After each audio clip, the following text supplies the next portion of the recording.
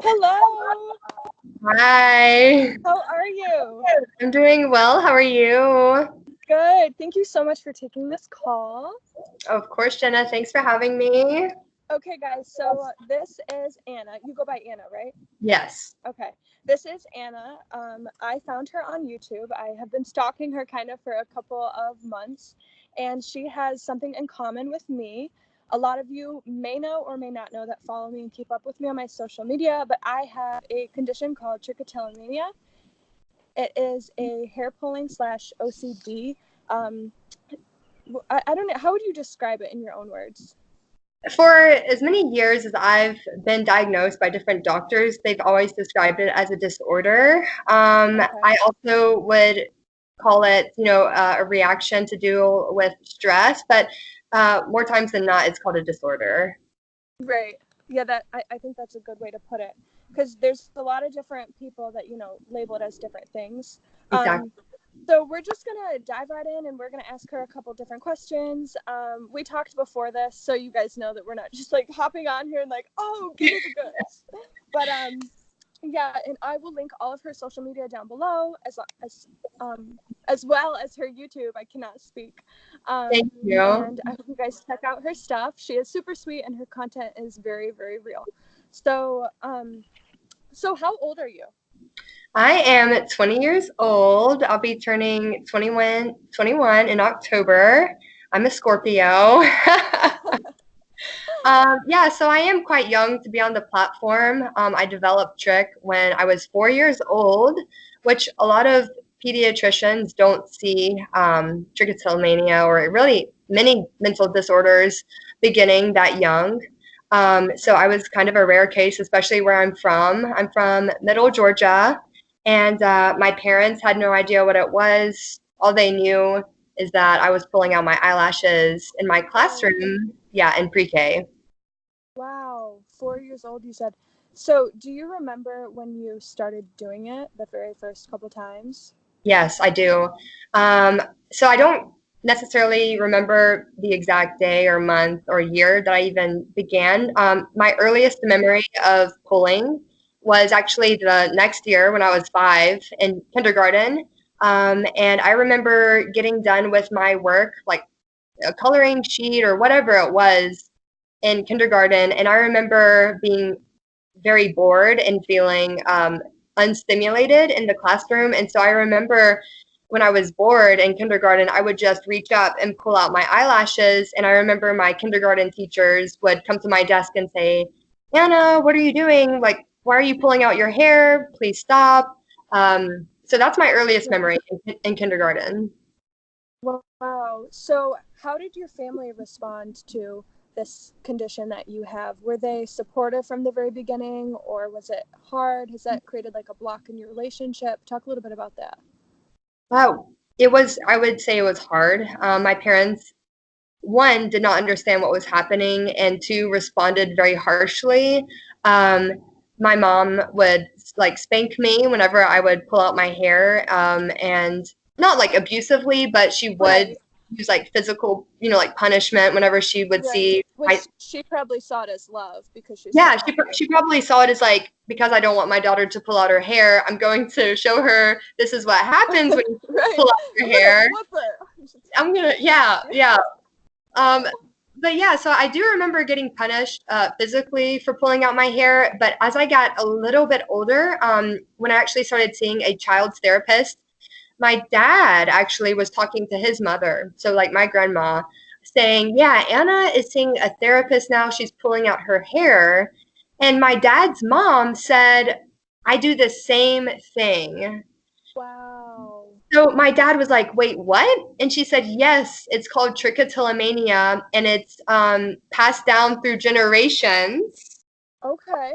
And for all cases that I've done research on, I cannot say for sure that it is genetically passed down, but in a lot of research study, scientists have found that it can skip generations as well. So thankfully, my grandma was alive at the time, and she was able to give my dad all of the resources and all of the history that she had on the condition.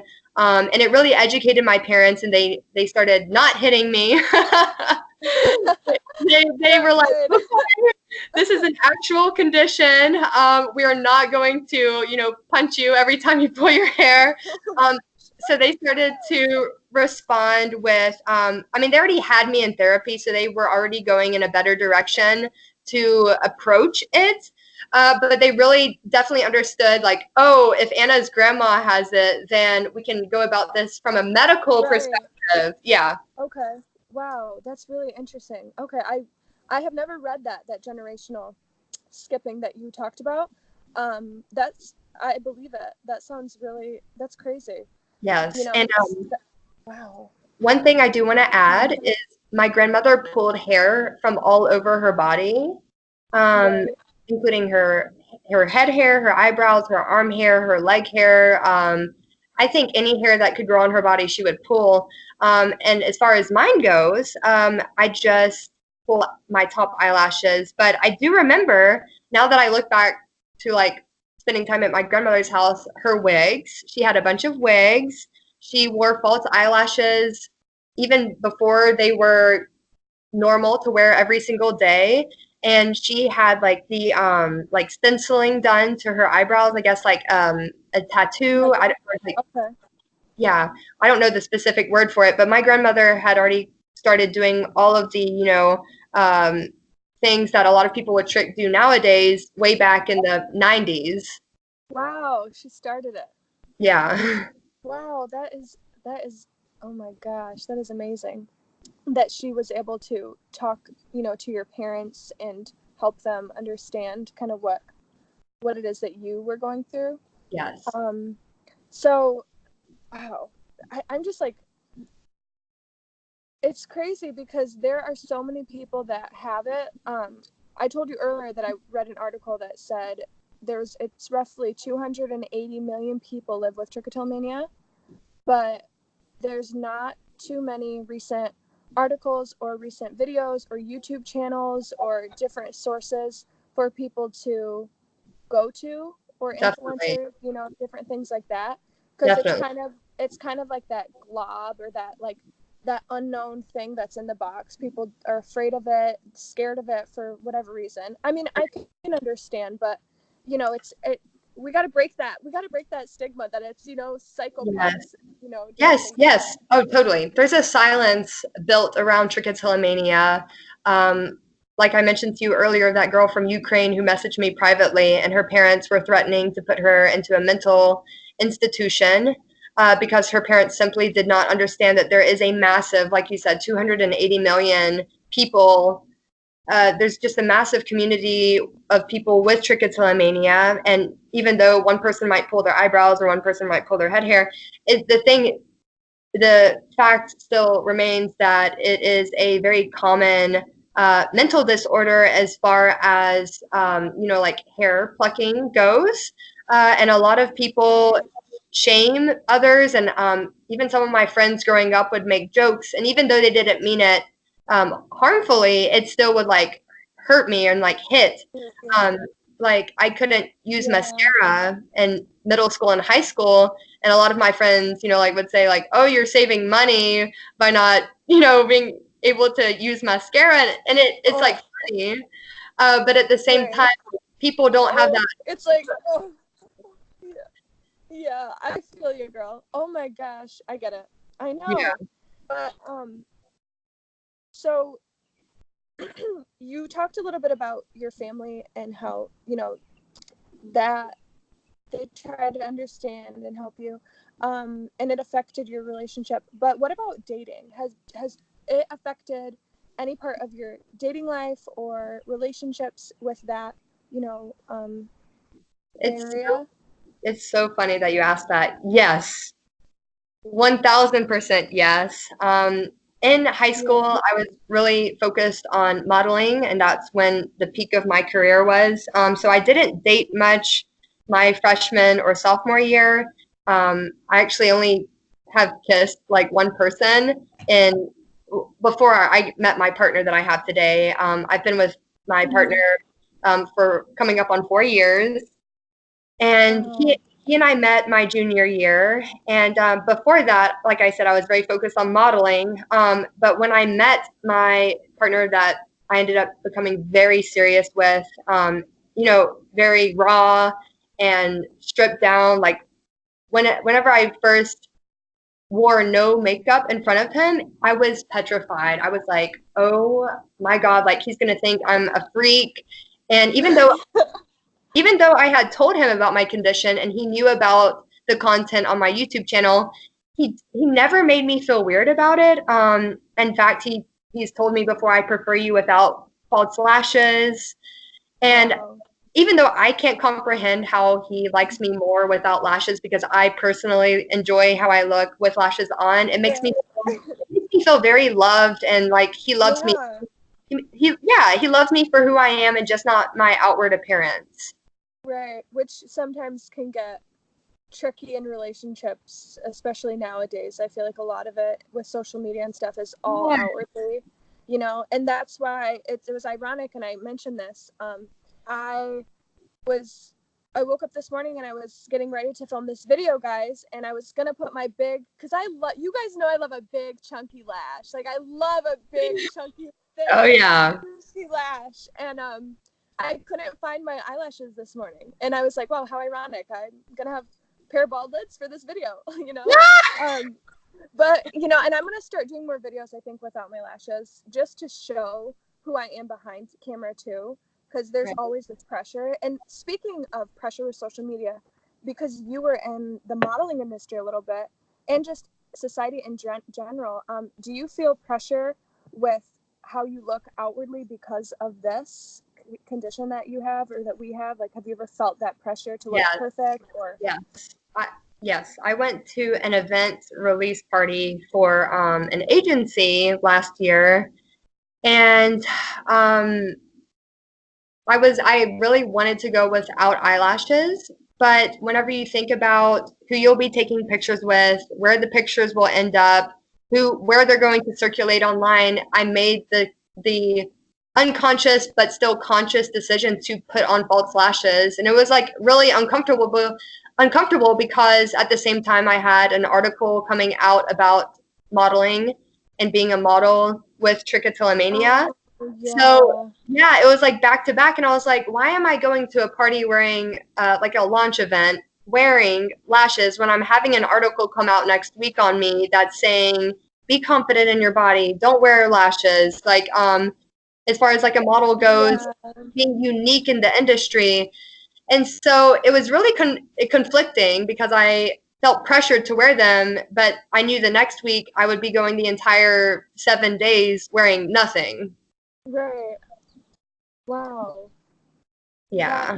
that resonates with me a lot, because like I mentioned with social media, and just I've done a little bit of modeling, but not to the extent that you've done it. And I actually, when I was a little bit younger, because I just turned 24 yesterday, so I'm old. Oh, no, But you're not.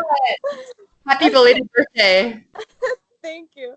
But when I was younger, like 18, I actually got contacted by a couple different modeling agencies, but I remember I didn't pursue it because I was so nervous, because they would always say, like, send pictures without makeup, send pictures without makeup, because they want to see Yeah. you raw beauty. And like I would never do it, because at that point in my life I was so insecure about it, and there wasn't a lot of research. I mean, there still is not a lot of research on it, but it wasn't as, you know, known as it is trying to be now. Definitely. So it Yeah. was really, really hard. And, situations like talking to on Skype and doing interviews and connecting with people that have it, I think is really important for the age that we're in, because we need to spread awareness for it. And for anyone that's watching, you are not alone. There No. are so many people that have No. it in this world, but we do really good at hiding it, because that's what we do. We take things, we take our flaws and we hide them because we don't want anyone to see it, because there's always this pressure of looking a certain way and acting a certain way, and not being your raw, authentic self. So I just want you guys to know that there's hope. We're going to Yeah. give you a couple different coping strategies, and we're being vulnerable so that we hope you guys, enjoy this and are able to relate a little bit for those who do have it, or if you know someone that has it. So what do you Exactly. what do you think what would you tell someone that knows someone that has it, that doesn't really understand? Because, you know, it can be a hard thing to understand if you don't really go through it yourself. Yes.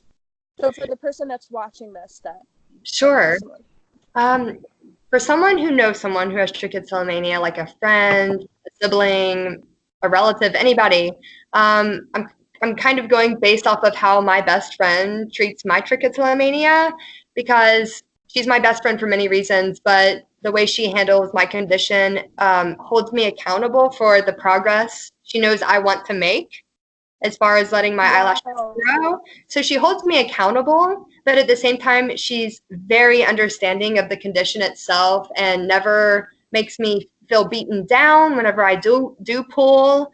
She never makes me feel less than because I don't have the long, beautiful lashes that she has. She really is a good person. And for the people who know someone who has trichotillomania, those are the two things I would do. I would hold them accountable for the progress they've told you they want to make. And two, I would be understanding for the steps that they take back sometimes, because it is a journey. It's not smooth sailing. You're going to run into bumps in the road. So, yeah, accountability and understanding. Wow. Yeah, that's really good. I love that. So why don't you share a couple of your coping habits, or the things that you've learned that have helped you? Sure. All right, going back, way back to the beginning of my therapy as a child, little things as far as items that you can hold in your hand. Back then, it was like the squishy balls or like the squishy foam coping mechanism toys. Uh, those were pretty helpful when I remembered to use them. If they were out of sight, then they were out of mind. But when I had them with me, they were super helpful. And it helped because my dad worked in like a physical therapist office. And so he would bring home all the different types to give me like new ones to try out or just new ones to have. So those actually were very beneficial for me as a kid. But as I got older, I didn't want to walk around with them. And I got my first phone when I was quite young. And I just loved playing on my phone, whether it was taking pictures and deleting them or surfing, the web back on my Motorola phone. Right. Yes, I had a Motorola Razr, and then it just evolved from there. I got newer phones and whatever. So I would think my phone, actually, this little device has been the most helpful thing for me because it's portable, and there's so many different things that keep me distracted mentally whenever I'm wanting to pull out my lashes. I think my phone has been super helpful because I can take it anywhere and it helps.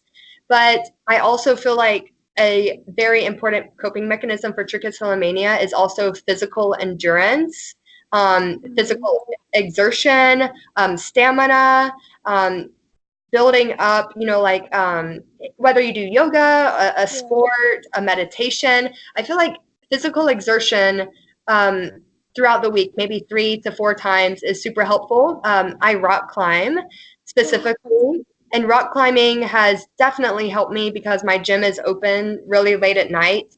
And I find myself wanting to pull when I'm tired or when I'm winding down from the day. Yes.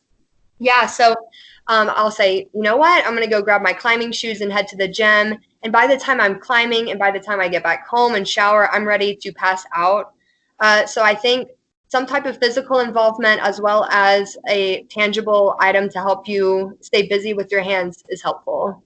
Wow. Yeah, those are really good suggestions. Thank you for sharing that. Trying to think.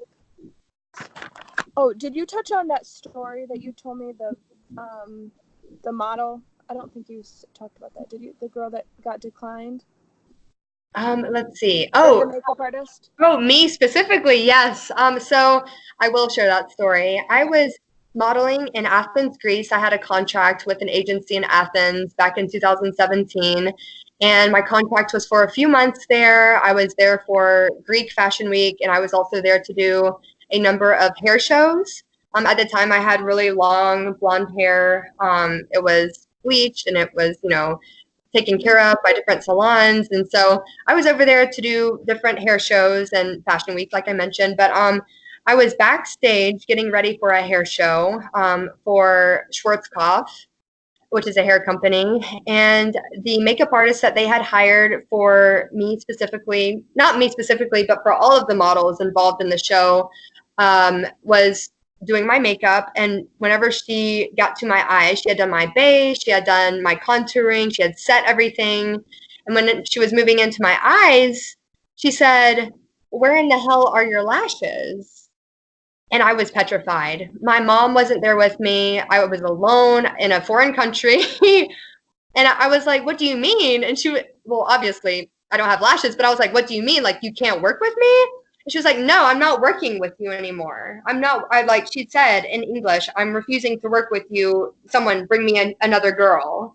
She wanted to work with somebody who had lashes, and she called me disgusting behind my back and sent me to another makeup artist who was learning underneath her. So she was the head makeup artist for the show, and there was another assistant makeup artist, and the assistant makeup artist thankfully had the kindness in her heart to work with me. I told her, "Listen, if you need me to apply my lashes myself, I will." I said, "It's not a problem. I've done it many, many times." And the head makeup artist heard me say that, and she said, "Well, you're not going to apply them like I would apply them." So I don't understand what her true problem was. My At first, God. I know. At first, I thought it just shocked her because Right. you're doing makeup and you see someone and you're like, "Where are their Right. lashes?" What's going on? Right. Um, but then she just made it seem like a very gross, like she can't even touch it, she can't look at it, kind Like of. you're this gross thing Yes, that glob that I talked about earlier. yeah, exactly. She made me feel like a glob, and the assistant makeup artist really was so sweet and handled it so professionally. Good. She she didn't know English that well. The head makeup artist knew English, but the assistant makeup artist spoke Greek, and my Greek was not good at all. Could hardly I could hardly use common phrases, and so without communicating, she just did my makeup. She just You did know, it good. great, gracefully, very kindly. She did the whole eyeliner, then she put the lash glue on the eyelash and put it on. And that's actually not how I apply my lashes. I apply lash glue directly to my eyes after I do liner, and then I let it dry, and then I stick the lashes on. But she worked with me, and I ended up doing the show. It was fabulous, but that is the only instance that a professional in the industry has responded negatively. Wow. That's that's interesting because we're there's professionals, but a lot of times they don't act professional. Yeah. And as an as a makeup artist, as an esthetician, working Yes. with all different kinds of clients, that's embarrassing for our titles. Like I'm sorry that that happened to you. If Thank I was there, like I would have been very hurt to hear that. That hurts me to listen to that because I understand how it feels to be in that situation, like ostracized kind of, and you. put like this corner because of what you have. Um, so if anyone's watching this and you are a makeup artist, or you sometimes take clients and you don't know how to deal with that situation, you can work with people that have this. Let them apply their lashes. Don't treat them like that. It's not professional. It doesn't give us a good name for the industry. I've had clients where I've been doing their eyebrows or their makeup or whatever, and this one lady in particular, because I'm more open with having Trich now, and she just started breaking down in her chair crying, as I mentioned before, because she thought her family thought that she was crazy because no one talks about it, and she never went to the doctor for it. She just kind of got labeled as like the weird one in her family. She's like, my parents think that I'm stupid, like they think I'm a psycho, like whatever. And there's actually a couple good resources that you guys can check out. I'll link below. And what's also helped me is Facebook groups. So I don't know if you guys utilize Facebook groups, but there's a couple different Facebook groups that you can go for support. You can go for just that little guidance that you need.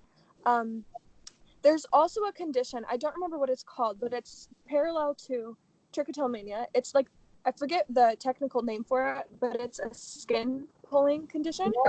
Dermatillomania. Yes. Yes, I Yeah. have I have one friend that has trichotillomania. She doesn't have it too bad anymore, and she also has that. How do you pronounce it? Dermat? It's like I should know this. I yeah, should know this because I'm an esthetician. it's it's the same suffix. I'm sorry, Yeah. there's a plane passing. It's all right. So it's the same suffix as trichotillomania. It's just called dermatillomania. Yeah. Okay, that makes sense. Yeah. Um, and she has that, and she's in a group on Facebook for that too. So when in doubt, Google it, Facebook it, get in those Facebook groups. I'll link some of those down below as well because I think that's really important and that's helped me. Are you Yeah. involved in any groups? It sounds I, like you are. I am. I'm in one group. It's actually in Spanish. Yeah, but thankfully, Facebook has the translate this comment button, and so I'm able to read the comments that they're talking about and the original posts, and then they just kind of feed off of each other and bounce ideas off of each other. So yeah, I'm in a Facebook group that is actually a Spanish community based in South America. But I've enjoyed it and I have no problem with the translation and I'm able to understand what they're trying to convey. And Good. if I want to respond to them, then I will do a translator app and then Right. respond to them. So we haven't had any hiccups in that regard. Good. That's good. I'm glad that you're part of a group. Yes. They definitely help. So how many years did you go to counseling, you said? Are you still going? No, I'm not. No. No? I only went to therapy as a child. Let's see, from kindergarten until about fourth grade. And it wasn't consecutively.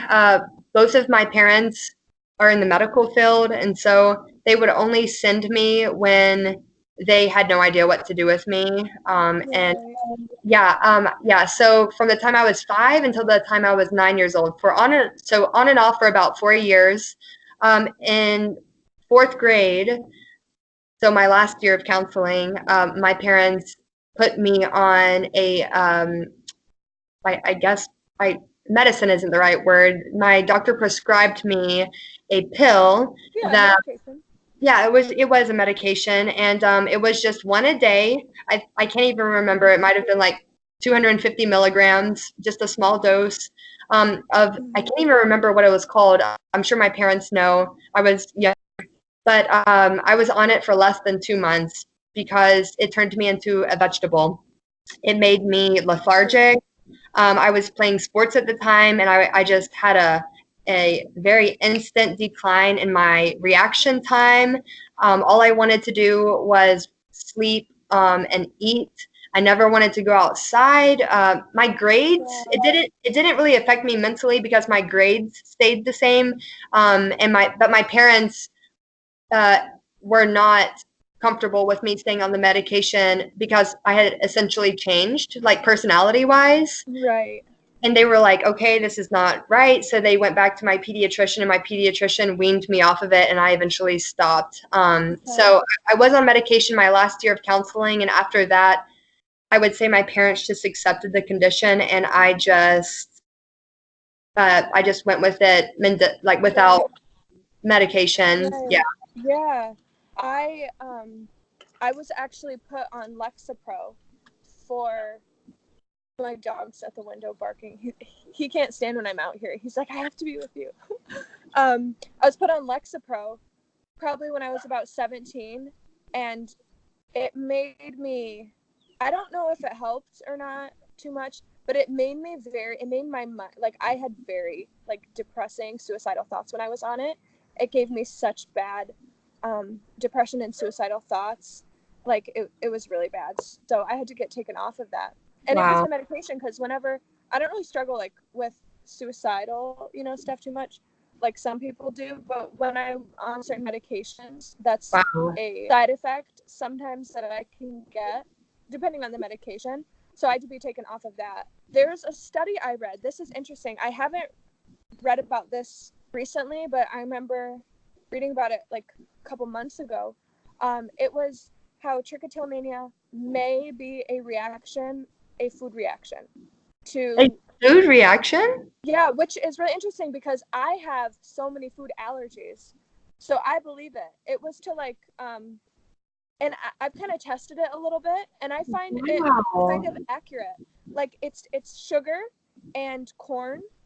Like when you have a lot of sugar, because your body reacts to the the sugar some type of way, and it Yes. makes you jittery, which makes sense because the more sugar you have, you can have, like, mood spikes. Yes. And corn. So I'll have to find that article, and if I can, I'll link it down below. That But is I have a book on it. Yeah, I'll have to reread that, see if there's anything new on it. But there really just needs to be more research done on it, and I think we can get to that point as a society if people that have it like us are able to talk about it and be vulnerable about it. Like I said, but isn't that crazy? Yes, I actually want to mention something along those lines. Okay. I'm an avid podcast listener, and one of my favorite podcasts is a podcast based out of Ireland, and they tend to do a lot of conspiracy theories or like mysteries that have happened in the past or unsolved murders, things like that. And Right. one of their episodes was on an unsolved murder that occurred back in the 1900s in Germany. And one of the victims of that murder was found, and she was plucking her, like right before she died, she had pulled out almost all of her head hair. And I'm not sure about any like facial hair, like her eyebrows or her eyelashes, but the like I don't know, the sleuth or the detective that found her made note of it in the 1900s. The girl was found and she had clumps of hair in her hand whenever she was found dead, and they could see where her scalp had been bleeding from where she was like pulling the hair. um and so they're wondering if trichotillomania could also be some form of mild to extreme PTSD that children experience when they're young, and sometimes it doesn't manifest until somebody reaches adulthood. But whenever I look back to my childhood, I don't really recall, some form of crazy stress that was causing me to pull it out. But that doesn't mean it couldn't be somebody else. Like, it just was a very interesting thing that the podcast mentioned because Wow. the podcasters had never heard of trichotillomania, and so they had done research on it Wow. for the episode. And on that episode, they said, so trichotillomania is a hair pulling disorder, blah, blah, blah. And it's really funny because on the episode, they said on the government health site that they were doing research, it says there is no known cause of trichotillomania, but there are many Serious. Yeah. theories of how it begins. And so I mean, I can't say that sugar or food doesn't cause it. And I can't say that like PTSD doesn't cause it because I feel like there's a lot that can go into what makes somebody pull. That is amazing. I believe that. And you know what? I think that for everyone, it's different, right? We're all different. We all have different things that trigger us. But it's kind of like the bucket analogy where there's just like with stress, like there's a couple different things that you can pour in it. And then there's going to be a point that this cup can only hold so many drops, you know? So it's like that um, analogy or parable or whatever you want to call No, it. no, that's perfect. Because one thing might be PTSD, and then one thing might be like what you're eating, and then one thing might be a Yeah, lack of exercise. So you just kind of like, yeah, and then eventually it's going to overflow. That's it true. is.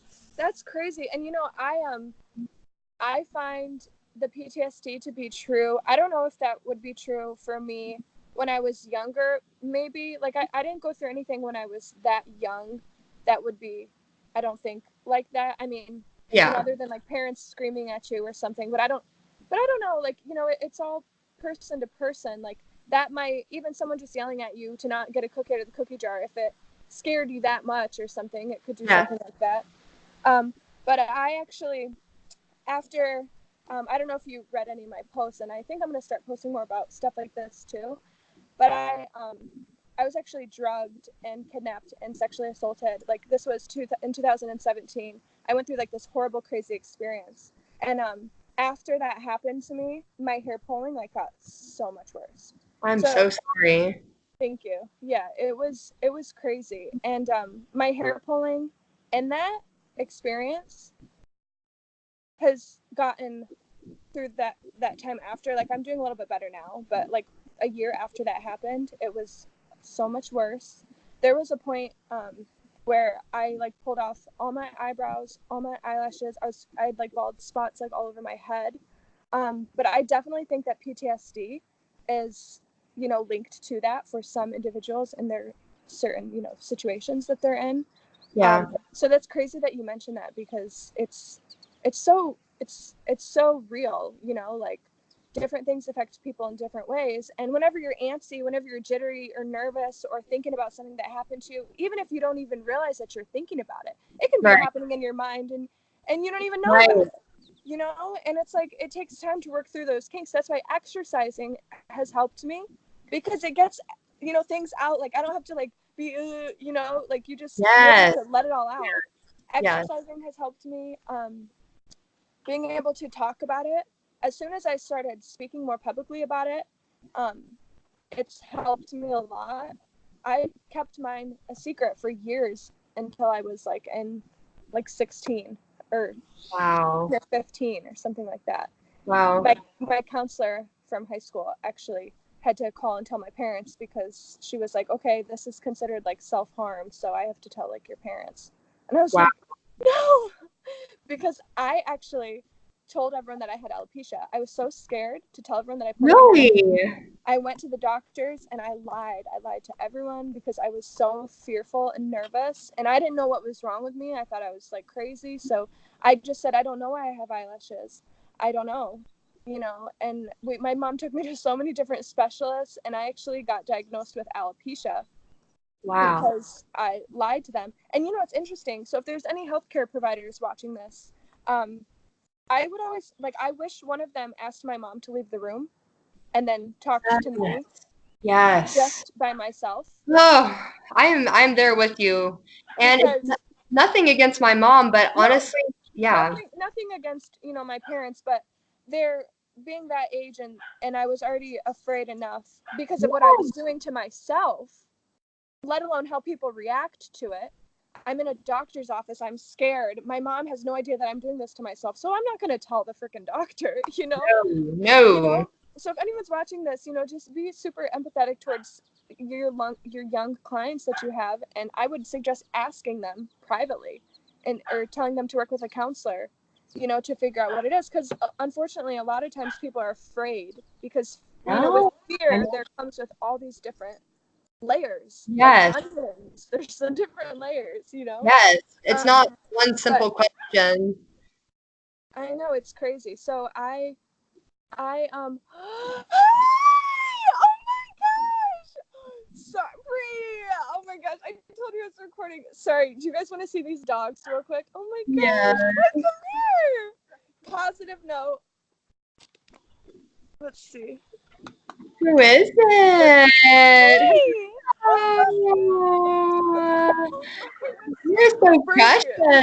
Oh my gosh, yikes, sorry. Oh jeez. Free. Sorry, 1 second. Sorry.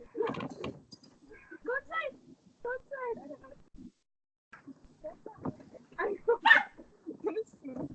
Oh, I'm sorry. Um, my sister's watching these dogs, and they come Oh, over, and my dog was inside, and she opened the door, and he almost got out. So, but what was I saying? Yeah, it's crazy. just That, healthcare providers should be more. yeah, it's just crazy. Like, there's so many different things that we can, I think, do to try to help people understand, to try to see if, is that really it, or is there something else going on here? Um, so I told you that. I was going to tell you something else, but my sister came and jumbled my memory. um, Let me see. Yeah, I was put on Lexapro. Oh yeah, I told my friends when I was like 12. I was like 12, 10 years old maybe, that I got bit by a guinea pig. This is how my whole story started. Um, I told them I got bit by my guinea pig, and that's why I had chunks of my eyebrows out. I told them that he bit my eyebrows. Wait, no, I was in 5th grade when this happened. Okay, so wait, let me start over. So I was in 5th grade when this happened, because I started around 5th grade. So yeah, I think you're about 12 in 5th grade. I told them that I got bit by my guinea pig. His name was Simba, and he pulled my hair out by biting me, and that gave me alopecia. My guinea pig gave me alopecia, and I had this story that I told people for like years, and that kind of became my story that I told people until I was able to Wow. express what actually happened, because my counselor told my mom that I actually had trichotillomania. Yeah. Oh my God, it came full circle. Started with a guinea pig and then ended up with and it was your school counselor. I commend them, even though they, considered it self-harm. I don't know if I don't know how I feel about that. I I don't know if I would I group don't it with self-harm, but I'm glad that they ended up telling your mom so that she could, like correctly identify it and get you, any kind of help that you wanted or needed. right. Yeah, it's that was a very scary kind of time for me just because I didn't see it as self-harm, and I don't really agree with I mean I see certain parts of that, but not Yeah, really. You know what I it's mean? kind of like with anorexia, like I can kind of see how like starving yourself is self-harm, but also anorexia is like a mental disorder as well. And then binge eating, when people overeat, like that can cause harm to your, intestines or even your stomach lining. So it's like a gray area, like with eating disorders or like trichotillomania. I mean, Right. smoking, like you could say someone who smokes maybe is like that's self-harm, but at the end, like it's a legal thing to buy. Right. I know, that's very true. It is a gray area, like you said. But so, would you suggest people to try counseling if they haven't yet? Ooh, this is also where it's a gray area. Initially, I want to say yes, like please, explore the world of counseling, explore all of the specialists and therapists out there. I personally received no sort of substantial help long term. I think the longest that I ever went during counseling was like a month without pulling. And a month is a decent amount of time for someone with, very severe trich. Um, but at the end, I don't know one if it's worth the cost, but you could always argue like your health has no financial value, like you should be willing to pay whatever it takes, but honestly, like it is expensive, and as a young adult who pays for most of my things and all of my, Mm-hmm. like sources of where my money goes, like I'm deciding where that goes, I really would not invest in counseling right now. I would actually invest in yourself with like self-care. I'm Mm-hmm. really big into yoga and I'm really big into meditation, and not meditation like sitting on a yoga mat humming. Right. Meditation wherever you are. Like if I do a lot of meditation driving. Even though Yeah. I'm focused on the road, I'm also thinking in the back of my mind, like, how am I doing? How is Anna? What do you want more for yourself? Like what can you work on to grow and evolve as a better person? Or, if it relates to Trich, like let's see if you can go a week without pulling. And if you can, go reward yourself with, a coffee Yeah. at a really nice cafe down the street or something, like little small rewards. One time I did get out of hand with rewards. I was like rewarding myself with food. And I've done that. yes, and I kind of went deep into a rabbit hole because I was like, oh, I don't know if I should really be equating this with food. So then I might reward myself with like, I really like fencing too, the sport. But I don't have a membership, and so I'll say, okay, you can go to a fencing class if you go a month without pulling or something like that. So Oh, that's yeah, fun. or like maybe you can go to, and maybe it doesn't have to be buying something. Maybe you can. I'll let myself sleep in as long as I need to. Right. Little Yeah. Little little things like perks. that. Yeah, You know, I think those are important too. Even for someone that doesn't have trichotillomania and does something else, that's almost like a self reward for doing something that was hard for you not to do. You yeah. know, that's good. I really like that that way of thinking that you have. One Um, One thing I do want to mention is there is a makeup brand, and I cannot think of them right now. This is for the people watching who wear makeup, but there is a lash brand who first came out just like any other brand, just like Ardell and just like what's the other one that I used? There's so many different There, ones. there's so many, but there's a lash brand that I saw sold at Ulta, and they said, check us out online if you have trichotillomania. And so now I think it's funny that there are brands catering to people with trichotillomania. And I cannot remember. If you typed it in on Google, I'm sure you'd Yeah, find it. I'll find it and link it. Yeah, they're catering to people with trichotillomania. And I looked online. I cannot remember their name, but It's they okay. they didn't raise the prices, which I thought they would do. I thought that they would raise the prices on their lashes, try and make them better than any other lash that people have.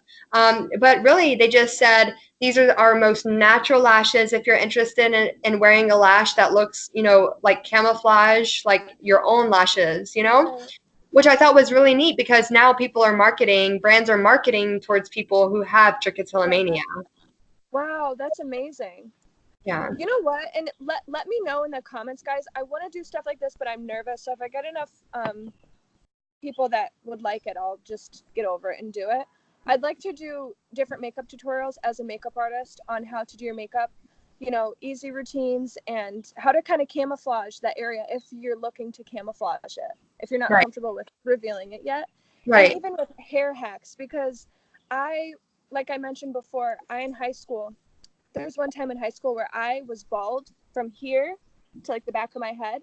I had to wear headbands. I had to wear wigs. I had to wear extensions. That's why now I love extensions. I love wigs. I love all that stuff. I have just a passion for it now, but it really started from the insecurity that I had because I was doing that to myself. So it's just interesting how something can happen to you and it can be not the best thing, but if you are able to, you can Yeah. kind of have it turn into something. And now it's what I Yes. do for a living, Exactly. It, so it, it, it like really does ignite that passion that could propel you somewhere else. yeah. So for anyone that's watching that's feeling discouraged, again, we just want to encourage you. We just want to say, don't give up. There are lots of different tricks that you can do. Make sure you check out Anna's channel. I'm sure she'll be posting more about trichotillomania, and I will be as well. If you Yeah. have any questions or anything like that, just let us know, and we would love to help you with that. Do you have anything else that maybe I missed that you would like to touch on or go over? I think you covered it all.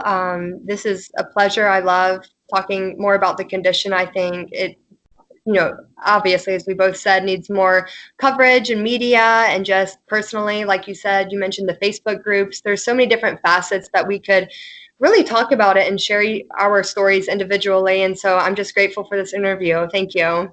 Yeah, of course. Well, guys, make sure you check out all of her social media. It's going to be down below, and I'm sure we'll connect soon again and have another. We'll have to do like an update video or something in a We couple of will. months or something like that. It was so nice to meet you. Thank you so much for hopping on here and taking the time to do this. It's been a pleasure. Thank you so much, Jenna. All right. Bye. Bye, guys. Bye.